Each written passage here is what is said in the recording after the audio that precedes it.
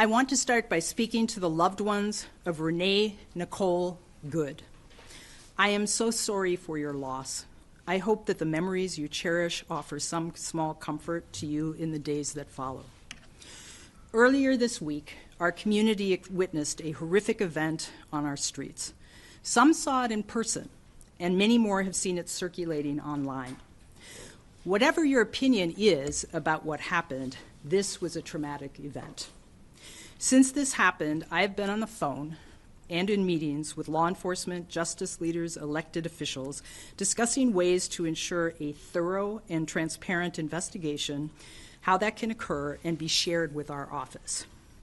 On Wednesday, our immediate focus was ensuring that an agreement could be reached for a joint investigation with the BCA and the FBI. To be clear, and I want to be very clear about this is not because we have concerns about the FBI investigation. Our efforts in advocating for a joint investigation is not an attack on the FBI. We have had a strong working relationship with the local FBI field office throughout my administration. Based on a previous experience with FBI processes, we are concerned that the evidence obtained in an investigation that has only been conducted at the federal level will not be shared with our office for review. In the past, the FBI has invited us to see a high-level overview of their investigation, but we were prohibited from seeing the entire investigation or talking about what we saw in that PowerPoint publicly. While I respect the FBI's process, our community's expectations are much different in terms of transparency. This community expects to understand what the evidence is and the justification for any decision that might be made. To that end, I cannot overstate the importance of a local investigation, or at least access to the federal investigation by the BCA. Without it, we will not have the ability to be transparent with our community about the results of the expectation or, as I said, any decision that might come of the review. And let me be clear, we have no preconceived opinion on what the evidence will show. Making a charging or decline decision in an officer-involved case requires us to evaluate the evidence in the context of complicated legal issues. For that reason, we cannot reach a conclusion about any outcome here. Our goal must be to ensure that a thorough investigation is completed at the local level so that our community can have transparency. We do not yet know if there will be sufficient evidence without the FBI case file to even make a charging decision. The FBI currently has, for example, Ms. Good's car, the shell casing, and witness interviews. The FBI has taken the car, and so any forensic analysis that comes from that would not be available to us unless they were sharing that. To be clear, when a state investigation happens by the BCA or any local agency, they submit the case to our office for evaluation of potential charges. The BCA does not make recommendations about what we should be doing. They simply submit the entire case file to us, and our legal professionals take a look at it and decide what the appropriate action is. That is the normal process that we've had here since about 2020. Law enforcement investigates, our office reviews to determine if there is enough evidence to even make a decision. And if there is evidence to review, we have jurisdiction to make that decision. So let me be clear here. We do have jurisdiction to make this decision that happened in this case where her life was taken in Hennepin County. It does not matter that it was a federal law enforcement agent. To be sure, there are complex legal issues involved when a federal law enforcement officer is involved. But the law is clear. We do have jurisdiction to make this decision. We cannot make any decision, however, if there is not evidence submitted to our office. So we are moving forward in collaboration with the Attorney General's office and the BCA to preserve any evidence and ensure that it can be reviewed. To that end, we are asking those in our community who have information or who have video or photos of the event to submit that information to our office. We are providing a secure link where people can submit this evidence. The link can be accessed using the QR code, which is displayed on the screen beside me. The link will also be posted on our website, hennepinattorney.org.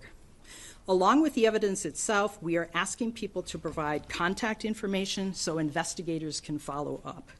Because it is important to collect and preserve evidence properly, we ask people to provide accurate and complete information on the form on our website.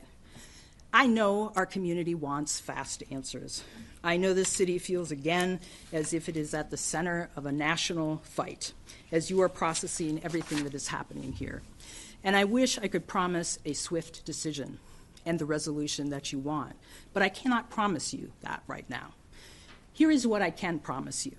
Our offices will work together and have been working together on this and will continue to do so. We will continue to work around the clock to preserve, gather, and review as much evidence as we possibly can. We will be transparent with you to the degree that we can. We know that there will continue to be many questions. This is an active investigation, and I do not want to jeopardize any future decisions or processes, so there are likely to be many questions that we cannot answer right now. We know what our job is. It's not to play politics, but to ensure a thorough investigation, seek justice, and to be fair to all involved. And we are committed to doing that. Here's our Attorney General, Keith Ellison. Thank you, County Attorney Moriarty. Thank you for gathering us today. I just want to be perfectly clear. The precious life of Renee Nicole Good was important. She's a mother of 3, including a 6-year-old child whose father passed away a few years ago. She died trying to be a legal assistant to legal observer to look out for the interests of the most vulnerable members of our community. And she leaves behind a lot of people who love and admire her. There's a lot of people who have a very big interest in this case, including the officers involved. They have an important interest. The fact is we have an interest as state prosecutors, which is what we both are, in fairness and transparency, and to the degree that is possible to set forth a process which, when it's over, fair-minded people can say, well, as good and just of a job that could be done was done. I think I agree with County Attorney Moriarty. There is no conclusion that anyone can reach in good faith at this time, because there's too much evidence still to be evaluated. Now, what we're doing here is asking the public who may have video. There may be people who were on the scene, who saw what happened, who have some type of evidence that they feel bears on what the truth is in this case, and they can use that QR code as this evidence submission portal. The evidence will go to the Minnesota BCA, who will gather it. And we wanted to make sure that as the moments go by, every moment in these cases is precious, and it is important that people know where they can go to share the evidence that they have in their possession. And so that's the idea here. So I know if you are someone who has direct information and you have information that you feel should be shared, please use this portal and share that information. Don't judge for yourself whether it's very important or not very important. Let the people who are evaluating and gathering the evidence make that decision. But if you have information bearing on the outcome of this matter in any way, please share it. And I will say, many of you in the press may ask the question, is this a state investigation? Well, gathering evidence is certainly a component of an investigation. We are going to do the best that we can do for the public, knowing that the current posture of the federal and this is not a critique of them, it's just a statement of fact, the current posture is that the investigation is one that the feds want to do without state involvement. And so we still know that there's evidence out there, and we want to make sure it gets gathered and collected, and we'll deal with those other matters of joint versus exclusive later. But as for now, we want to make sure the evidence that may be out there in the public lands where it should. And so with that, I guess, any other comments to be made? No, questions? Yeah. What? Please, one at a time. You said the BCA is saving evidence with you, so what is the BCA's role here, and what do you make of their claim that they can't do an investigation anymore? Well, so the question has to do with what is the BCA's role here. The BCA had already, as you know, there was an agreement to do a joint investigation with the FBI. So that had started. So that much the BCA has done. They are currently typing up those reports. They will certainly share those with us. Their role in this will be to collect and catalog all the information that we get here.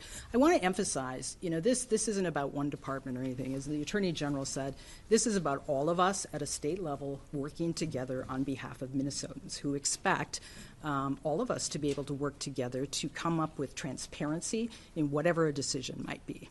Ms. Moran, yes.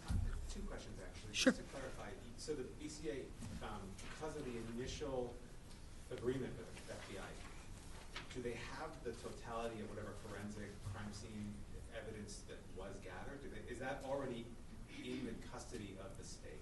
So the question was about, because of the original joint agreement, does the BCA have access to forensic evidence? So the process here, the way the process unfolded is that the federal government came and was processing the scene. So the agreement had to be worked out with the BCA. When the BCA came to the scene, the evidence had been taken by the FBI. They collected the car and took it wherever. The BCA does not have access to the car. And the problem isn't that the FBI took the car, it's that the BCA doesn't have access to the car, or right now even access to the forensic evaluation that happens as a result of the investigation with that car. So that's the concern here. That is what Drew Evans was saying, that in a normal investigation, the BCA would take the car, do their own forensic analysis, fingerprints, DNA, that kind of stuff, all of that kind of stuff. But they have not done that in this case, which would have been fine and would still be fine if the BCA could have access to the results. So the fruits of the labor currently BCA does not have? That's correct. So I guess the part two of my question, then I'm sorry, is and I know how, I can only imagine how extraordinarily frustrating this is for your office and your prosecutors. You're doing this to get whatever kind of video evidence or, whatever people can add to the investigation, but if you don't end up getting the forensic evidence from the FBI or from whoever, what can you do as a prosecutor? I think it's premature to make that decision. We don't know what we're going to get. I'll note that there was a video posted last night that most of us hadn't seen before. That the caption on social media was that neighbors had released it. And so we think that there may be other evidence out there, video, that kind of thing. We don't know. And so as the Attorney General and I know, it is critical to preserve evidence because it could be recorded over. Something could happen to it. And so this is an attempt to make sure that we preserve the evidence that's out there. And so we're going to continue to do that. We're going to continue to look at what's there. But it's really too early right now to say what we can and cannot do. Matt. Who at the Justice Department made this decision not to include the BCA in this investigation? Do you know? I honestly think you should ask them. Did you get any reasoning for why the FBI was taking over the investigation? Was there any reasoning behind that? Maybe Mary knows more than I do. I was just informed that was the situation. Because of the Trump administration? No, so I was also informed that, the BCA, that as far as I knew, it was going to be a joint investigation based on the conversations we had with the federal government as well as the FBI, and then that changed. The only way I can't speak to why. Can you address how unprecedented this is? Are you going to be sharing information that you're gathering with the FBI? And federal authorities could not have been more clear yesterday that you folks had no jurisdiction. And Commissioner Bob Jacobson was asked this question yesterday, and he says that they couldn't do an investigation because they didn't have any of the evidence. Is Bob Jacobson and the BCA really on board with this? I don't see them in this room. That is not exactly what Commissioner Jacobson said. So I think it's important. Well, that's pretty much what he said. Well, please listen to what I'm about to say. I think it's important for everybody to understand that unit in the BCA was created, I think, after 2020, with the expectation that they would do the top-notch, investigate absolutely everything, okay? What he was saying was that and this is what Superintendent Evans also said, they can't do the type of investigation that they would like to do, that they do in every case, if they don't have access to that physical evidence. That is what he's saying. And I want to remind people, though, we never have ideal investigations, pretty much. Not because of the fault of officers, but we get cases submitted to us where we would like to have other types of evidence. So what he's saying is that they will not have access to some of that physical evidence. That would preclude them from doing the thorough investigation that they would like to do. I didn't hear it that way, but Yeah. you thought Jacobson part of this. Does Lou. this go straight to the BCA, or is this something that, a catch-all for you guys that you will then turn over to the BCA? Yes. And if you'll allow me to follow up. Yeah. So the question is, does the QR code go right to the BCA? It does not. It comes to our office, and we have an agreement with the BCA that we will be sharing it so they can catalog it. Because the goal here is to make sure we are all on the same page and we understand what evidence has been collected. Okay, and then just a follow-up to what was asked over there. Can you ultimately make a charging decision if you don't have the car with the ballistics? Like, you know, something that is like that, where the actual evidence, piece of evidence is very important to the overall decision. Yeah, and I can't answer that right now. You don't know until you know. One last thing here. Jeff? What access do you have to the federal officers and to their understanding of the situation, and how important is that into any investigation into what happened here? So the question was, what access do we have to federal officers? Really none. And, you know, it is like a police investigation, a local police investigation, too. Any officer can decide whether they want to give a statement or not.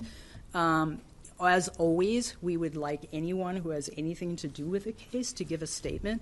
We don't always have that, so it's hard to say right now how important or not that would be. Do you have any context into how much other states have access to these investigations when there's a federal incident where if the FBI does give them the evidence, like in other incidents where there's federal agents involved? Have you communicated with other states in these situations? I can speak from my experience, and perhaps the Attorney General can as well. My first year here, there was a situation where the FBI was involved and the sheriff was involved, and the FBI did an investigation, and as I said, they invited us in. I mean, I had constant contact with the head of the FBI here, Alvin Winston. They invited us over to see a PowerPoint of the results of it, but it's simply their practice or their policy not to share the entire investigation. In fact, what they do initially is a civil use of force investigation, and I know they've also involved the DOJ. So I'm not, and I want to go back to, this is not being critical of an FBI investigation.